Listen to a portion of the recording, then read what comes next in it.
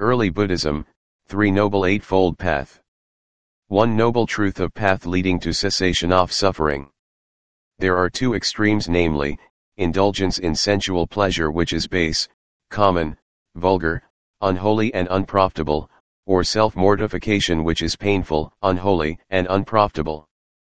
Both these two extremes, the perfect one has avoided, and has found out the middle path, which makes one both to see and to know, which leads to peace, to discernment, to enlightenment, to Nibbana. It is the Noble Eightfold Path, the way that leads to the cessation of suffering, namely: A. Right view. B. Right thought. C. Right speech. D. Right action. E. Right livelihood. F. Right effort. G. Right mindfulness. H. Right concentration. Samaditha. Samasankappa Samavaka. Samakamanta Samaajiva. Samavayama Samasathi. Samasamadhi. Wisdom, wisdom, morality, morality, morality. Concentration, concentration, concentration. 2 Right view, Samaditha. A. Right understanding of the 10 subjects, Dasavathu, as taught by the Buddha, namely: 1. There is moral significance in almsgiving. 2. There is moral significance in large offerings. 3. There is moral significance in small gifts.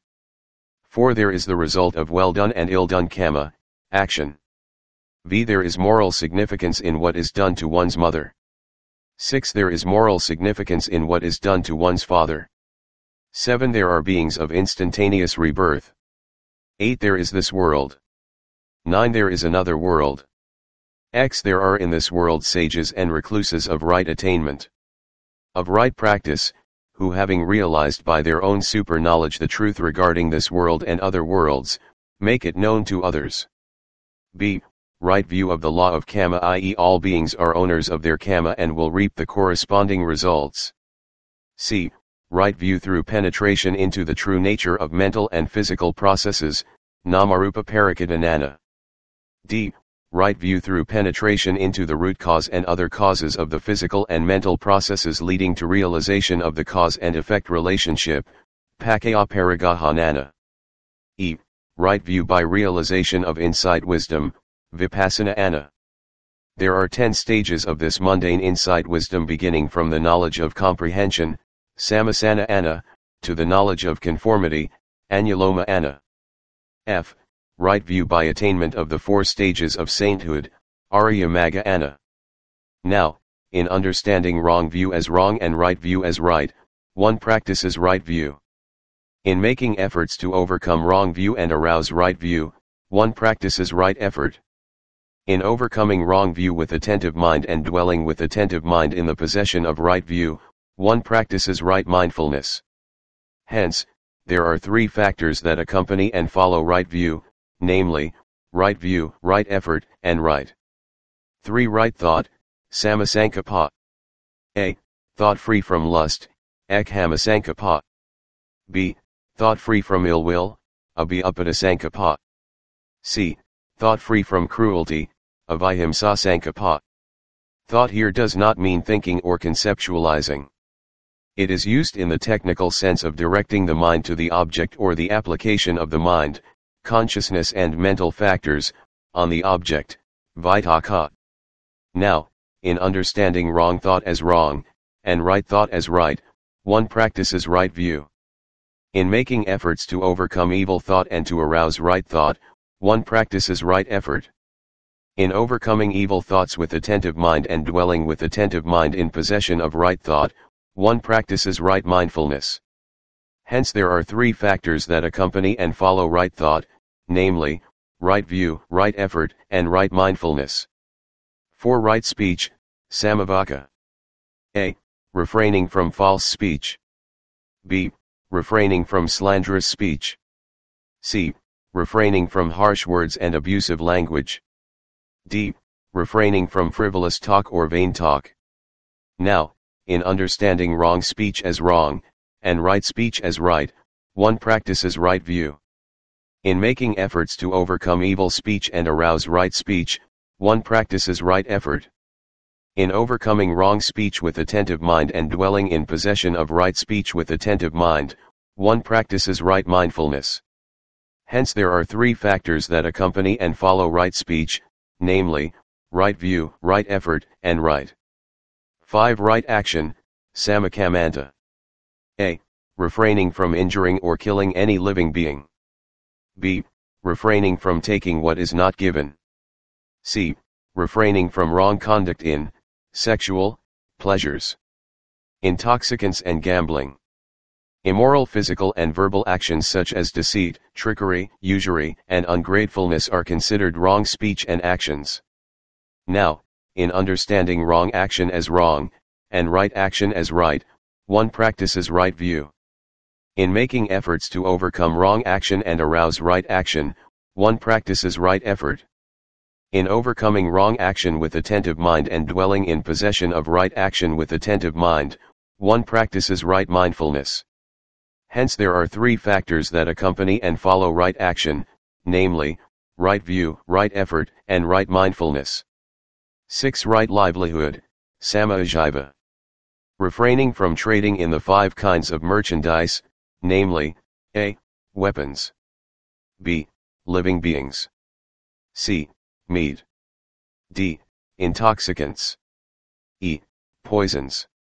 In general, one should refrain from livelihood based on wrong conduct to be avoided under right action and right speech. Now, in understanding wrong livelihood as wrong, and right livelihood as right, one practices right view. In making efforts to overcome wrong livelihood and to establish right livelihood, one practices right effort. In overcoming wrong livelihood with attentive mind and dwelling in possession of right livelihood, one practices right mindfulness. Hence there are three factors that accompany and follow right livelihood, namely, right view, right effort, and right mindfulness. 7. Right effort, Samavayama. Right effort is concerned with the development of the mind. There are 4 great efforts, namely, the effort to avoid, the effort to overcome, the effort to develop, and the effort to maintain. A. The effort to avoid. Here one arouses the will to avoid the arising of evil, unwholesome states of mind that have not yet arisen.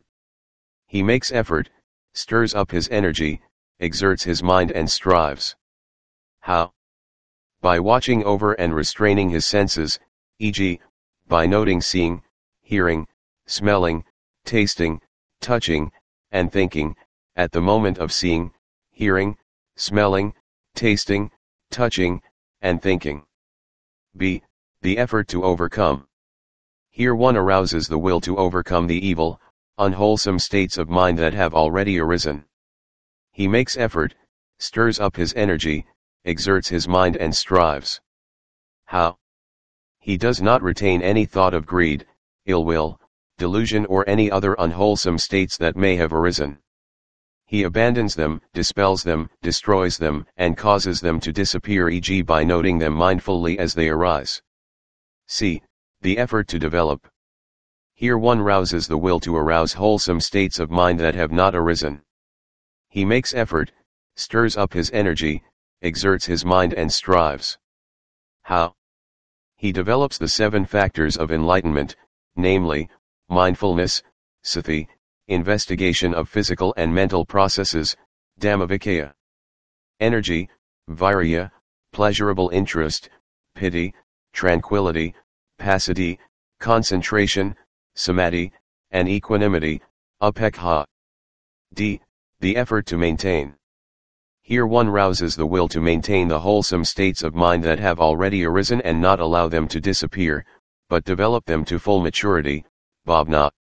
He makes effort, stirs up his energy, exerts his mind and strives. How? By applying the mind firmly on the object of concentration either in tranquility or insight meditation. These 4 are the right efforts that are explained with reference to their 4 functions, namely, avoiding, overcoming, developing, maintaining. But in reality, there is only one factor here: effort. When one tries to attain any one of the purities, the effort so exercised covers these 4 functions automatically. 8. Right mindfulness, Samasati. Right mindfulness is the quality of complete awareness developed through the four foundations of mindfulness. Here one dwells in contemplation of the body, contemplation of feeling, contemplation of the mind and contemplation of mind objects, ardent, mindful, and clearly comprehending, after putting away greed and hatred. A. How does one dwell in contemplation of the body? Through mindfulness of respiration, the four postures, clear comprehension, 32 parts of the body, the four elements and meditation on corpses. Refer to chapter 15, 5. B. How does one dwell in contemplation of feeling? Through mindfulness of pleasant feeling, unpleasant feeling and neutral feeling, one beholds how feelings arise, beholds how feelings pass away, beholds the arising and passing away of feelings. Thus one understands that the expression I feel is only a conventional expression. One understands that in the ultimate sense, there are only feelings but no I or self who experiences the feelings. C. How does one dwell in contemplation of the mind? Through mindfulness of the mental states such as the greedy mind, angry mind, deluded mind, contracted mind, distracted mind, concentrated mind, developed mind, freed mind, and their opposing states. Thus one beholds how consciousness arises, beholds how consciousness passes away, beholds the arising and passing away of consciousness. Thus one understands that the mind is not a permanent entity. When the greedy mind arises, there is only greedy mind but no I or self who is greedy. D. How does one dwell in contemplation of mind objects? 1. Through mindfulness of mind objects, namely 2. The five mental hindrances, namely, sensual desire, ill will, sloth and torpor, distraction and doubts. 3. The five aggregates of clinging. 4. The six sense bases and their objects. V. The seven factors of enlightenment. 6. The Four Noble Truths. Thus one beholds how mind objects arise, beholds how mind objects pass away, beholds the arising and passing away of mind objects. One understands that mind objects are impermanent, suffering and not self or I. Through the application of the four foundations of mindfulness, one develops right view by the realization of insight wisdom leading finally to the realization of the path and fruition knowledge, Magga Phala Anna. And the attainment of Nibbana, the cessation of all suffering. The meditation on the four foundations of mindfulness is called Satipatthana Vipassana meditation and is described in chapter 15. 9. Right concentration, Samasamadhi. This is one-pointedness of mind developed through tranquility meditation by fixed concentration, dhyana, with the mind only on the meditation object, to the exclusion of all others. Or the momentary concentration developed by insight meditation through the application of the four foundations of mindfulness. According to the Venerable Mahasi Sayadaw, the mundane dhyana concentration may be classed as the path of right concentration if it forms the basis for the development of vipassana. See explanatory note 1 on the path of right concentration. Right concentration is present in all wholesome consciousness and hence is accompanied by at least right thought, application of mind, right effort, and right mindfulness. The three factors, right effort, right mindfulness, and right concentration form the concentration group of the Eightfold Noble Path by which one penetrates into the true nature of mental and physical processes, thereby attaining right view by realization of insight wisdom. 10 references. 1. The Noble Eightfold Path and its factors explained by the Venerable Ledi Sayadaw. 2. The Word of the Buddha by the Venerable Nyanatilaka. 11 explanatory notes. The Path of Right Concentration, Dhammacakkappavattana Sutta by the Most Venerable Mahasi Sayadaw of Burma, pages 96 to 99. According to the suttas, there are 4 kinds of right concentration.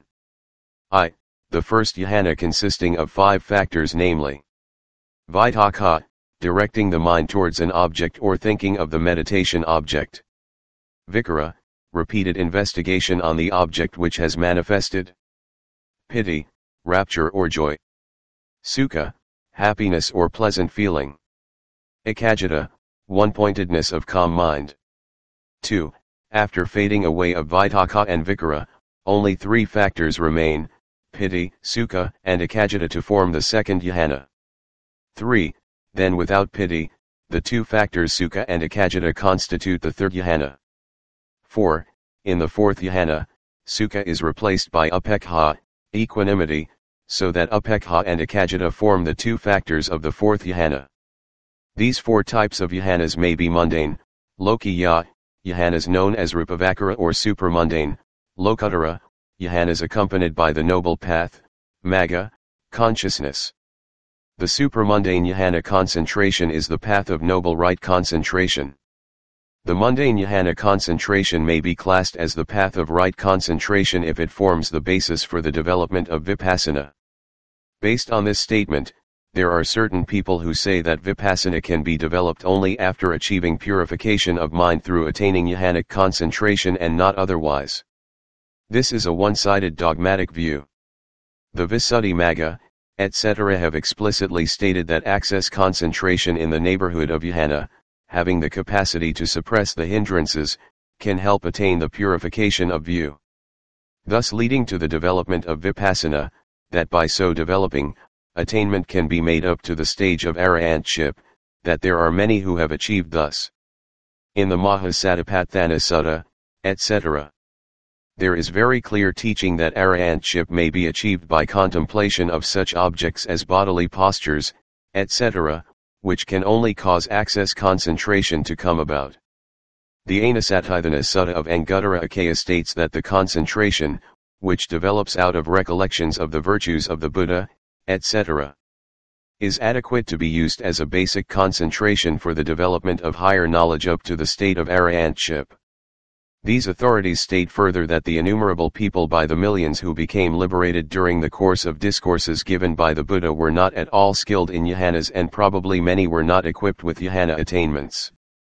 But they must have achieved purification of mind, Citta Visuddhi, because their mind then was described as responsive, tender, free from hindrances, exultant and pure. In view of such consideration, definitions given in the teachings of right concentration in terms of the four Jhanas should be regarded as superlative method of description. The access concentration, although described as an inferior way, may also be taken as right concentration, which can accomplish the purification of mind. The said access concentration has the same characteristics of suppressing the hindrances as the first Jhana. They are similar to in having the same five factors of Jhana, namely, Vitaka, Vikara, Piti, Sukha, Ekajita.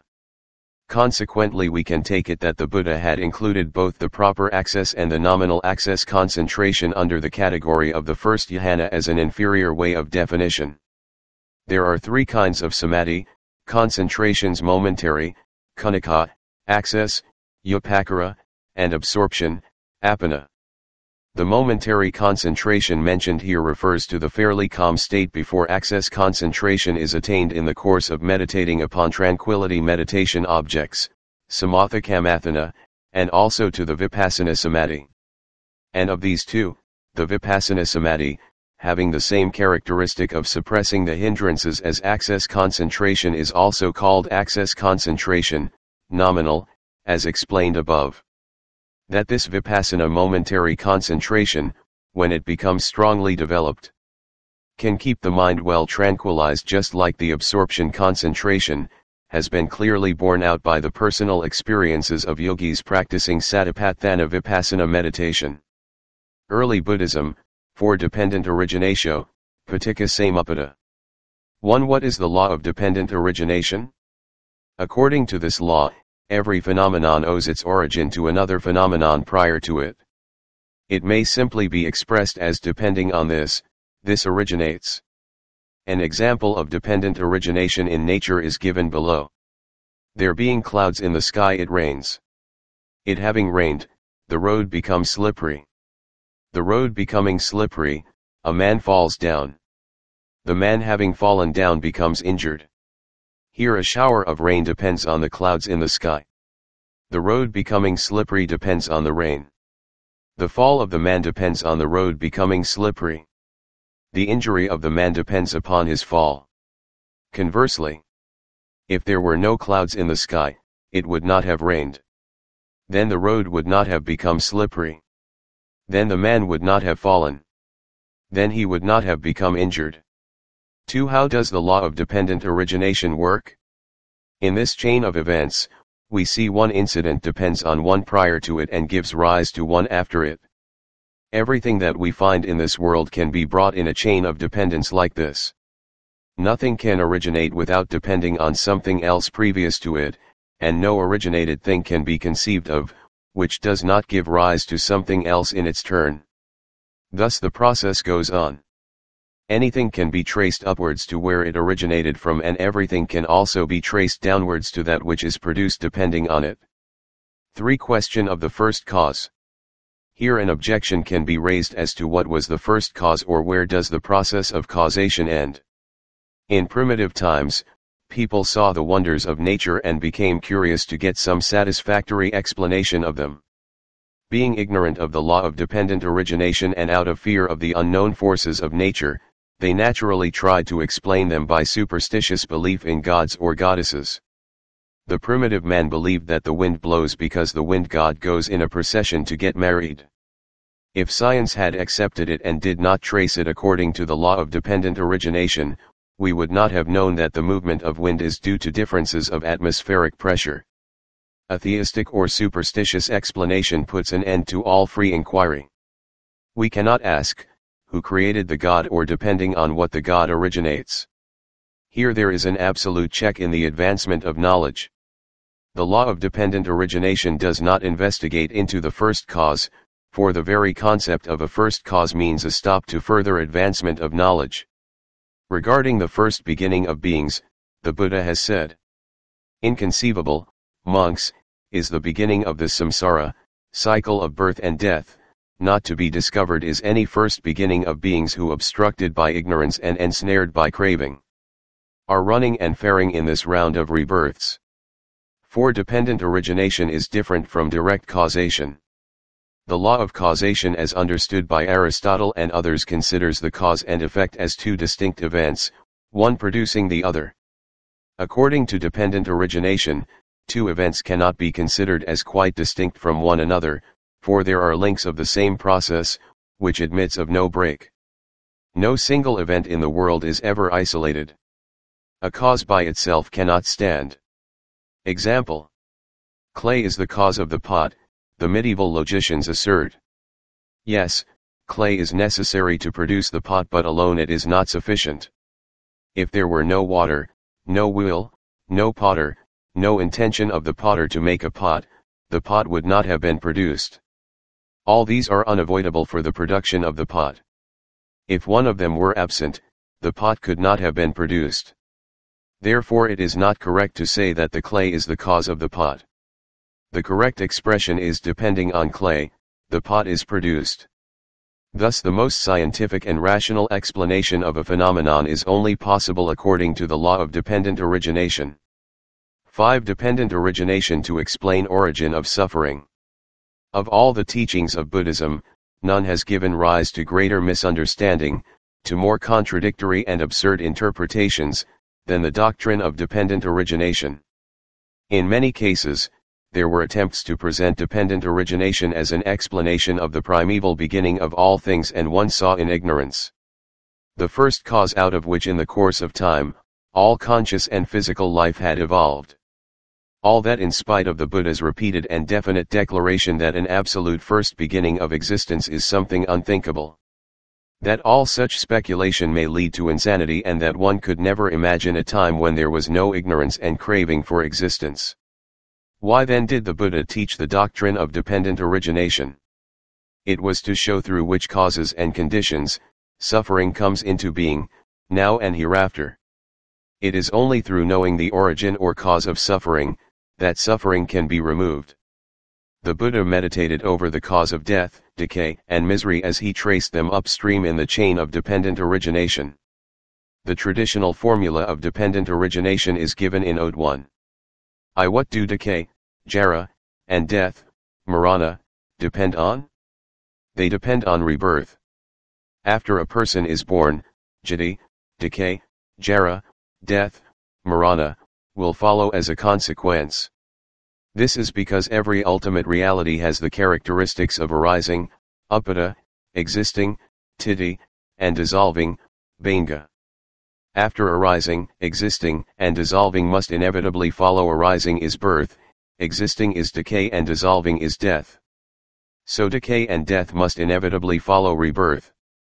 They are the primary effects of rebirth. As a consequence of rebirth, sorrow, sakha, lamentation, parideva, pain, dukkha, grief, domanassa, and despair, upayasa, may also arise.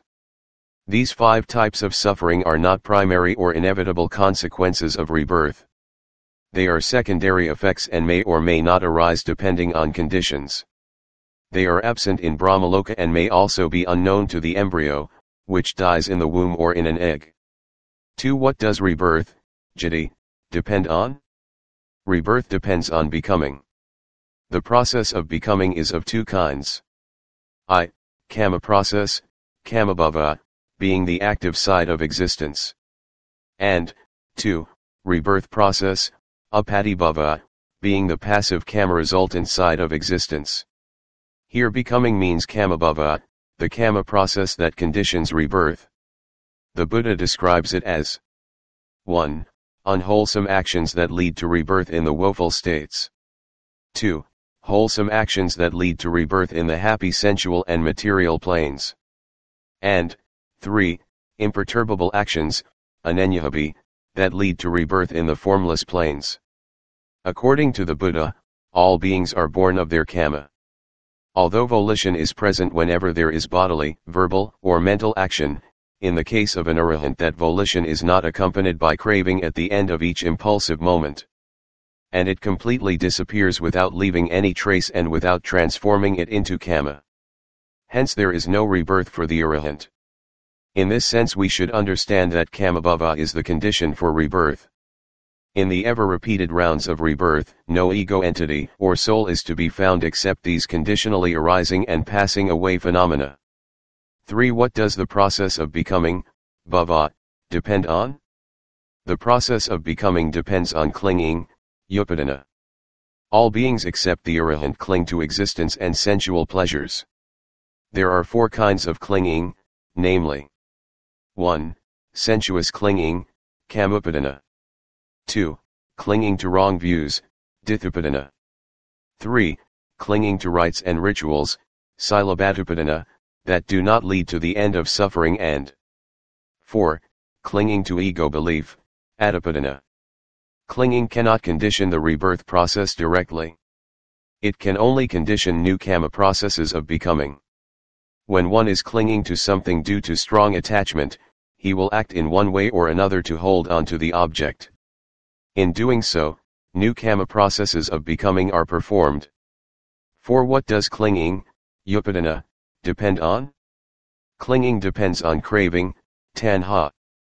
There are 3 kinds of craving, namely 1. Sensuous craving. 2. Craving for existence, and 3. Craving for non-existence. The first kind of craving, kamatanha, is tied to 6 kinds of sensual objects. The craving for existence, bhavatanha, is craving for sensuous pleasures associated with the view of eternalism. The craving for non-existence, vibhavatanha, is craving for sensuous pleasures associated with the view that nothing remains after death, only complete annihilation. Thus tanha refers to the 6 types of craving for the 6 sense objects. Tanha is essentially the desire to get an object, while the strong attachment or clinging, which develops after getting the object, is upadana. All the 4 types of clinging arise as a result of craving. Sensuous clinging arises as a result of craving for sensuous objects. The clinging to wrong view of the personality or of the self arises due to attachment, tanha, to oneself. The clinging to rites and rituals arises from the desire to better oneself out of attachment to the self. Thus the causal relation that craving conditions clinging is well justified. What does craving, tanha, depend on? Craving depends on feeling. When there is pleasant feeling, there is craving to enjoy it. Even painful feeling may be a condition to craving, as dependent on painful feeling there may arise the desire and craving for the pain to go away and be replaced by pleasant or even neutral feeling. Neutral feeling, upekha vedana, is neither pleasant nor unpleasant. It is not an absence of feeling, but a kind of subtle pleasure that implies only the absence of unbearable pain. 6. What does feeling, vedana, depend on? Feeling depends on contact, phasa.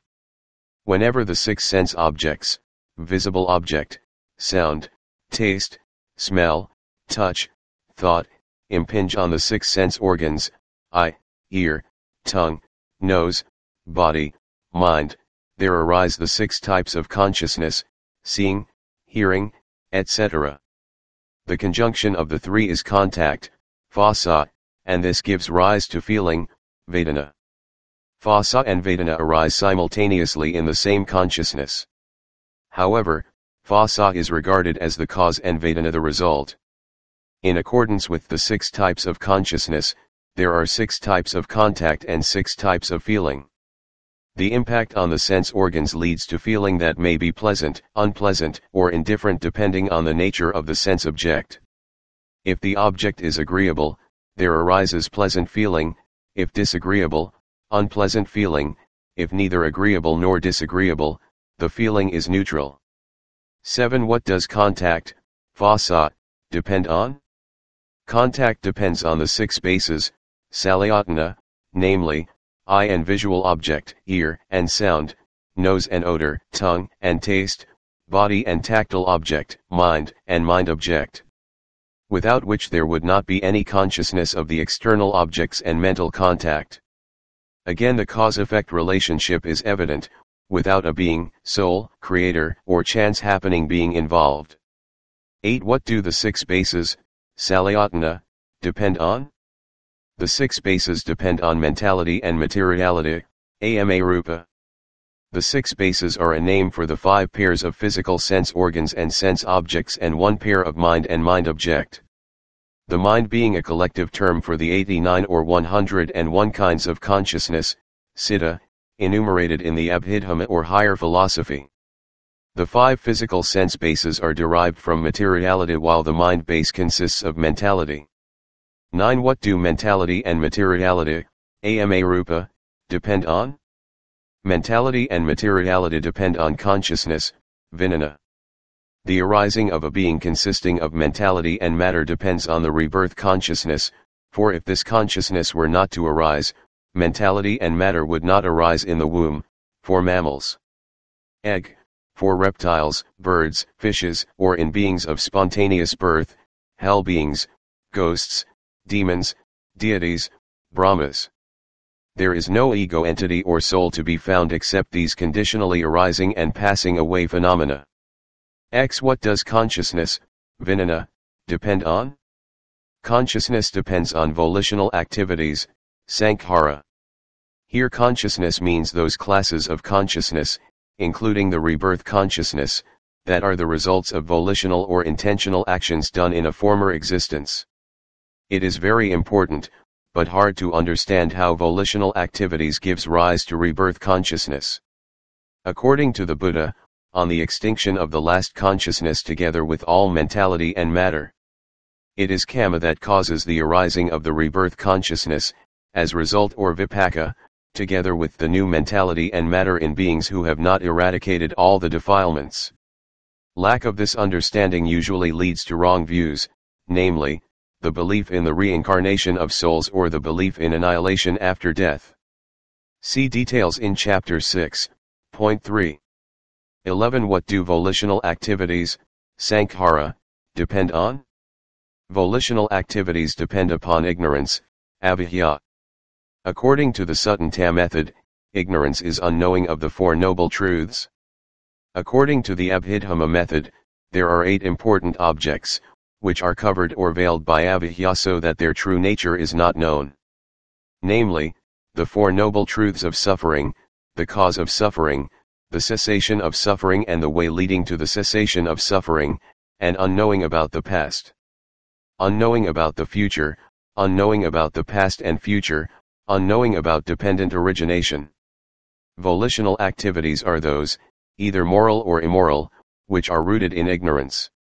They are also called kama formations and provide the kamic cause for rebirth, thereby prolonging the cycle of birth and death or samsara. Sankhara is the same as kamabhava described in the second chain, in the sense that both condition the rebirth process. The only difference is that sankhara pertains to the past while kamabhava pertains to the present. O2. Because of ignorance of kama and its results, people perform all sorts of unwholesome activities for immediate self-benefit. Because of delusion thinking that sensual pleasures and jhanic ecstasy are real forms of happiness, people perform dana, sila, and bhavna so that they can attain such happiness in this life or in future lives through rebirth as men, devas or brahmas. Thus people accumulate both moral and immoral kama, sankhara, as a result of ignorance. This is how the noble truth of the origin of suffering is explained by the formula of dependent origination. When the Four Noble Truths are fully comprehended, ignorance is completely eradicated. Concerning the cause of ignorance, the Buddha has stated that the origin of ignorance cannot be found in this endless cycle of rebirths. 6. Reverse order of dependent origination to explain the cessation of suffering. I. Without ignorance, there are no volitional activities. 2. Without volitional activities, there is no consciousness. 3. Without consciousness, there are no mentality and matter. 4. Without mentality and matter, there are no six sense bases. V. Without the six sense bases, there is no contact. 6. Without contact, there is no feeling. 7. Without feeling, there is no craving. 8. Without craving, there is no clinging. 9. Without clinging, there is no becoming. X. Without becoming, there is no birth. 11. Without birth, there is no decay, death, and suffering. This is how the noble truth of the extinction of suffering is explained by the formula of dependent origination. When a person fully comprehends the Four Noble Truth, he becomes an arahant. For the arahant who has completely eradicated ignorance, the chain of dependent origination, also called the will of existence, is broken and there is no more rebirth and suffering. 7 references. 1. The Buddhadhamma by Bhikkhu Jagdish Kasyapa M.A. 2. A discourse on Paticca Samuppada by the Venerable Mahasi Sayadaw of Burma. Translated by Ui Mong, March 1982. 3. The Essence of Buddha Abhidhamma, Chapter 8, Pakaya, by Dr. Mermtin Mon. Published by Mermtazar Mon, Yatanar Min Literature, 1519 U Ysara Qr, Dagon, Yangon. 8 Explanatory Odes. Note 1. The traditional sequence for the formula of dependent origination, Paticca Samuppada, is as follows. I. Through ignorance conditioned are the mental formations, avijja pakaya sankhara. 2. Through the mental formations conditioned is consciousness, sankhara pakaya vinanam. 3. Through consciousness conditioned are mentality and materiality, vinana pakaya amarupam. 4. Through mentality and materiality conditioned are the six sense bases, namarupa pakaya salayatanam. V. Through the six sense bases conditioned is contact, salayatana pakaya vaso. 6. Through contact conditioned is feeling, vasa pakaya vedana.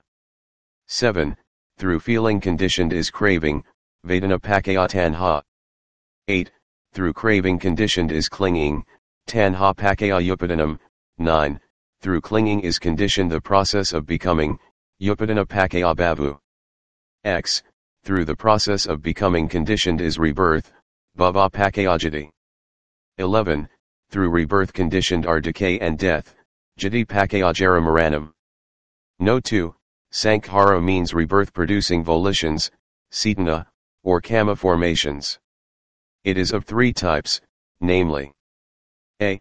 Punnabhai sankhara, wholesome kama formations of the sense sphere and rupa jhanas that lead to rebirth in the happy sensual planes of man and devas and the form planes of brahmas respectively. B. Apunnabhai sankhara, unwholesome kama formations that lead to rebirth in the 4 woeful planes. C. Ananjabhai Sankhara, imperturbable kama formations of the four Arupayahanas that lead to rebirth in the formless planes. In Abhidhamma, Sankhara represents the 29 types of kama associated with 8 moral consciousness of the sense sphere, 5 yahanas of the form sphere, 12 immoral consciousness and 4 yahanas of the formless sphere. Thus Sankhara and Kamabhava are the same except that Sankhara pertains to the past life while Kamabhava pertains to the present life.